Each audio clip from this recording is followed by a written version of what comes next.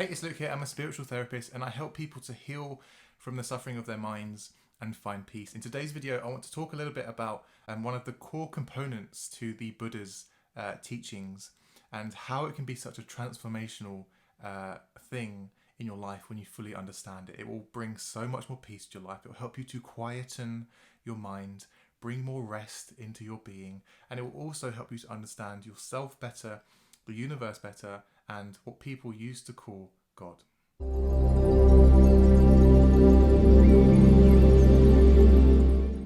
So the essence that I'm talking about here is something that the Buddha used to call, in his words, he called Sunyata.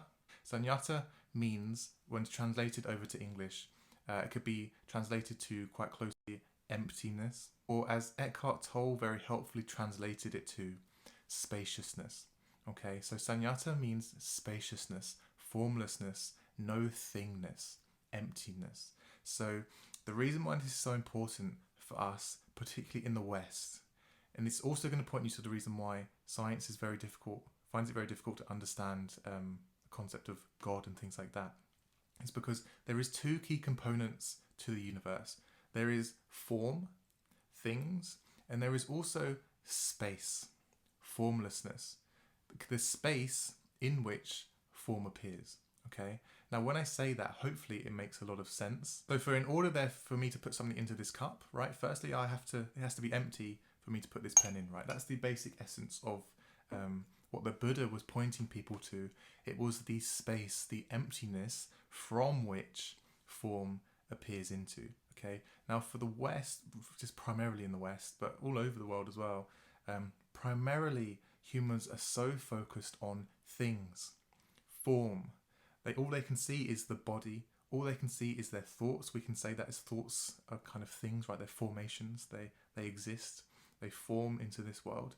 So there is the body, there is feelings, there is thoughts, all of this stuff. There's the things around us, yes. What most humans and a lot of science misses is the space from which these things appear. And that makes so much sense when I say that, right? You can't really dispute that. There has to be space in order for things to appear. Now, the Buddha pointed you to that space, and it will bring you so much peace when you begin to understand this, because there is a balance to life. And we could say it's the balance of things and no things, form and formlessness. And another way of saying that can be the balance of doing. We could say doing is the formations of the world. Doing, carrying out action, planning, thinking. All of that's a kind of act of doing. And there is also the being, the within, the going within, finding the space within. That is where peace is found, and that is where balance in life is found. The reason why so many humans are suffering, the reason why so much of the world is chaotic, is because they have lacked a core component to the human being, which is the being. They are no longer human beings. They are just humans. They are just the form. All they can see themselves is a brain, some thoughts, some feelings, and a body, and that's it. Behind all of that, within all of that, is the space. So it is not an incredibly difficult thing to do. It is not. It's just most likely doesn't feel natural at first because no one's really perhaps pointed you to it. So I'm going to begin to point you to it now, because in order for your body to appear, right, there has to be space in which the atoms and all of the things of your body can enter into, right? There has to be space, and then these atoms appear. In order for feelings to appear in your body, there has to be space in which those feelings appear. And in order for thoughts to enter into your mind, there has to be space in which those thoughts appear. Another way of saying that, there has to be silence in which those thoughts appear. The cause for the majority of human unhappiness is because there is no silence anymore. The human mind is just completely cluttered with things from your past constantly replaying, worries of your future constantly playing, things, labels, all of these things getting added into your mind and constantly playing, constant thoughts. The cause of the majority of human suffering is the inability to stop thinking. So as you begin to sense the silence from which thoughts appear, That is how you can begin to quieten your mind and find rest from the suffering and problems of your life, because the majority of human suffering is inflicted by the thinking mind, the thoughts in your mind constantly playing of past and future, all of the labels getting added to yourself, all of the labels getting added onto other people. All of this stuff is problems of the mind. So the moment you can begin to sense the space surrounding these thoughts, turning attention back onto the space, what you are doing is you are widening your sense of self, your awareness. You are giving yourself space around your problems. For most people, all they can see themselves as is the thoughts in their mind. There is no space behind the thoughts. So they are their thoughts. They are completely identified with them. So when a thought pops up of I'm worthless or I'm a failure, or thoughts of your future coming in and clouding your view, thoughts of your past coming in and clouding your view, there's no space around them. So they completely take over you. And if they're quite negative thoughts, you're going to feel negative and you're going to get trapped in this cycle. So as you can begin to turn attention back to the space that you are, the emptiness, the sunyata, the void, the no thingness, the formlessness from which form appears. What you are sensing there is what people used to call God. That is a very misused term now, so I don't use it very much, but what God refers to is the space from which form appears. So there is the emptiness, the space, the formlessness. That is God. We can very helpfully translate that now to what we can say is consciousness. So consciousness is simply being aware. That is it, an awareness. What is awareness?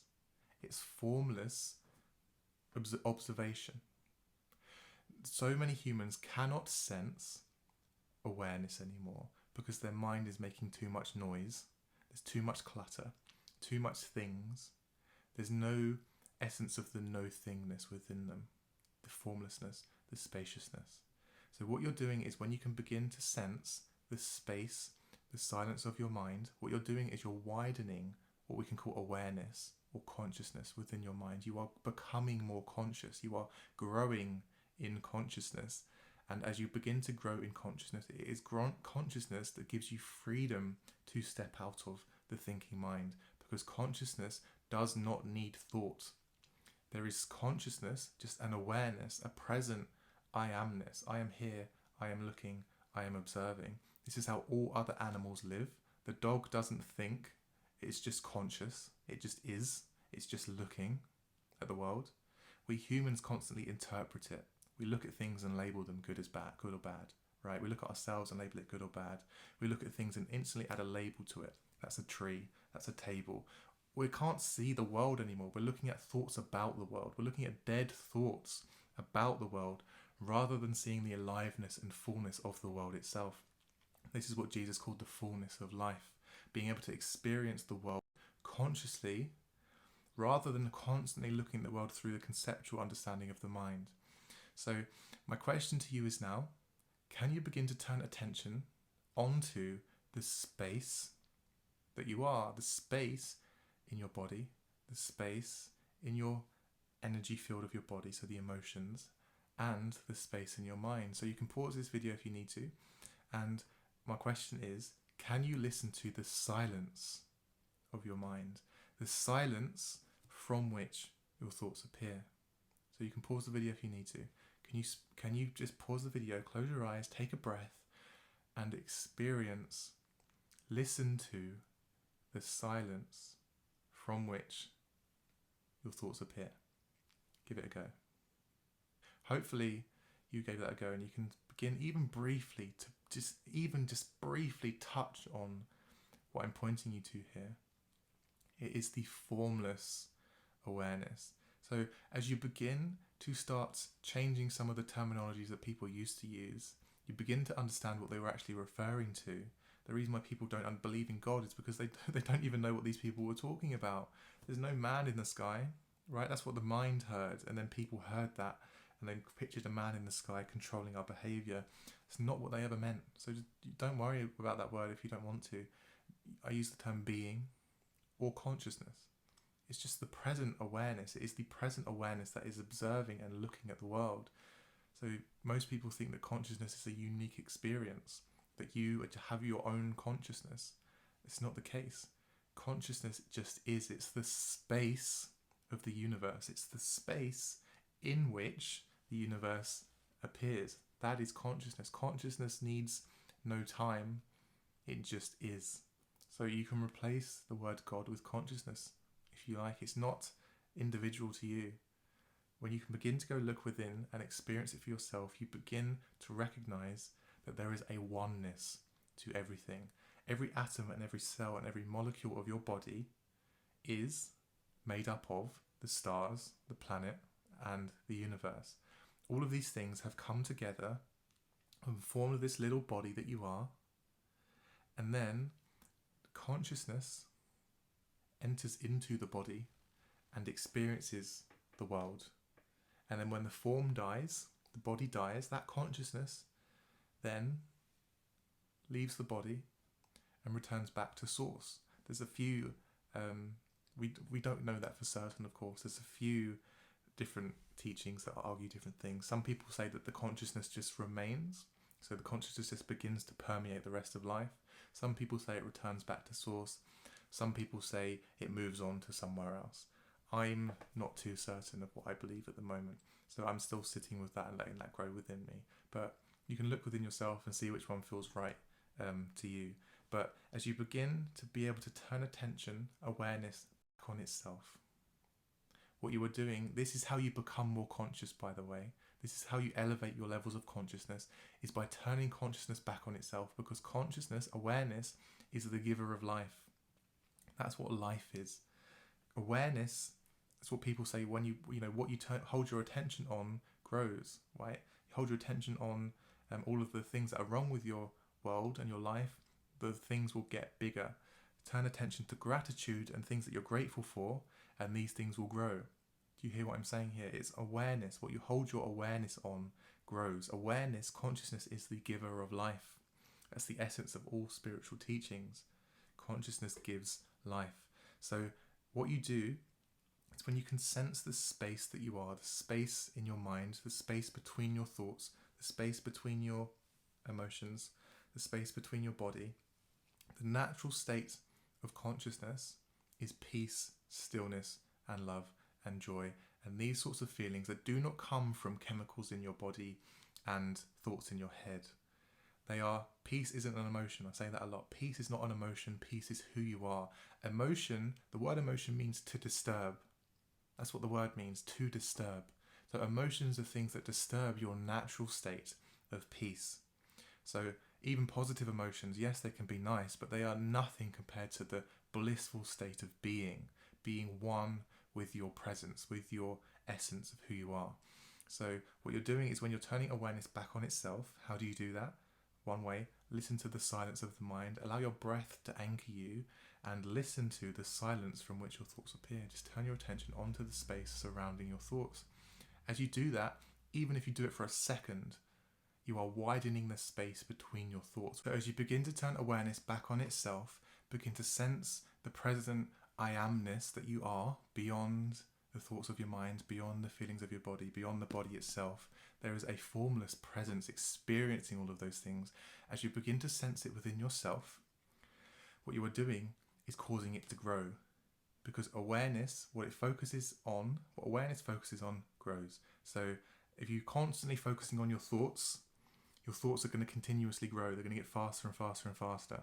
So it's not an act of doing, it's an act of being, which means to simply allow yourself, you can use your breath as an anchor, to just be. It's literally all it means. It's not difficult. The mind makes it feel very difficult because the mind is so noisy, and the ego does not want you to do this because the ego wants to stay alive.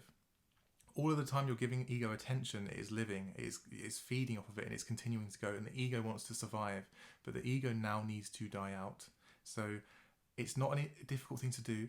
You simply make the decision not to believe the mind when it says it's a difficult thing to do. The mind says, no, I need to go and think about this, I need to go and get this, I need to go and get this first, and then I can be in the present moment. You don't listen to it. You just allow awareness to move away from the thoughts and onto itself, which is the space in which things appear. Now, if it's difficult for you at first, that's fine as well. What that means is just awareness is still growing. That's all. It's not strong enough yet to pull itself out of the mind. The space around your thoughts isn't wide enough yet to sense it yourself. That's fine. It's a process. It's an awakening process. That's absolutely fine. But now you know there is a way out of suffering. Hopefully, you know that there is a way out of your suffering, because the suffering is caused by your thoughts and your feelings. There is space now that you can hopefully even begin to sense surrounding your thoughts and feelings. That space is natural states, is peace, stillness, and love, and all of those things. What people used to say is the natural state of God, right? Being, consciousness, it's the same thing. As you can begin to sense it within yourself, God then no longer becomes something you need to believe in. It can become a real presence in your life.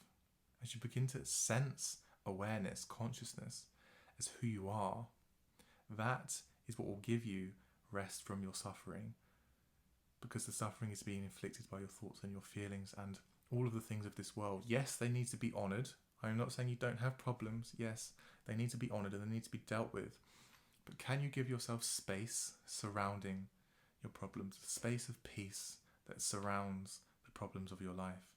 That is how you begin to live in this world peacefully. It is the spiritual approach to peace. It is the emptiness, the spaciousness, the formlessness of who you are, the formlessness from which form appears.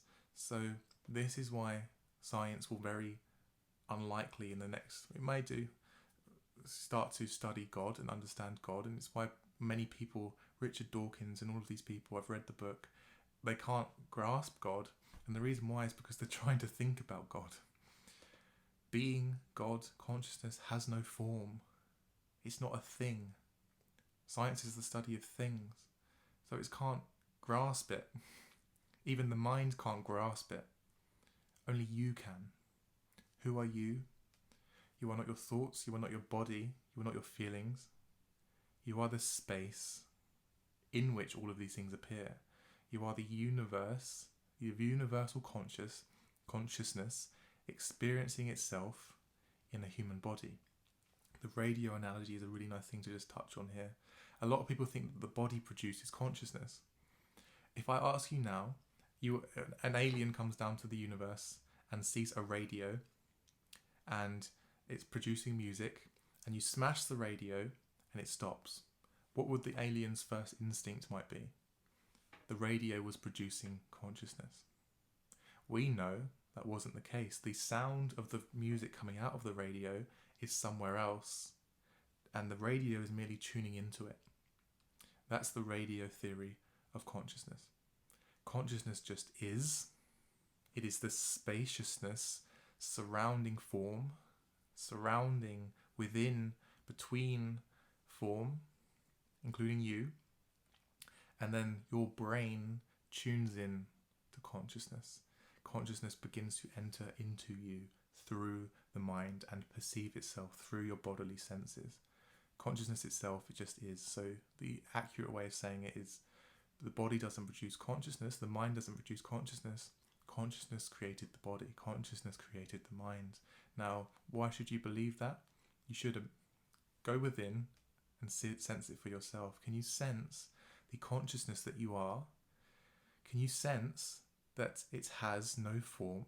And can you sense that it just is? It doesn't go through a process of time. It feels like it is, right? So it's growing within you, yes, but that's because it has entered from the timeless dimension into the dimension of time. So it seems like it's going through a flow and a process, but more accurately, it just is. And then it's entering into this world and being succumbed to the process of time. But more accurately, the space, the consciousness that you are, just is. That space is the thing that will give you rest from suffering. Finding that space, the most primary place is in the mind. Giving your mind space around your thoughts. That is what's going to give you rest from suffering.